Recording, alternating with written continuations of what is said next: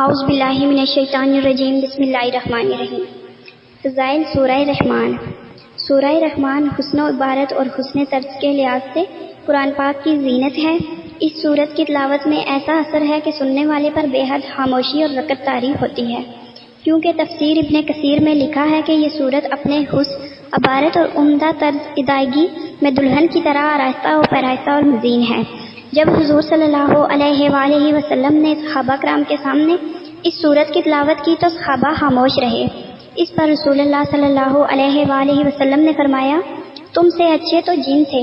جب بھی میں ان کے سامنے فَبِأَيِّ آلَاءِ رَبِّكُمَا تُكَذِّبَانِ پڑھتا تو وہ کہتے کہ تیری کسی نعمت کی ہم ناشکری نہیں کرتے۔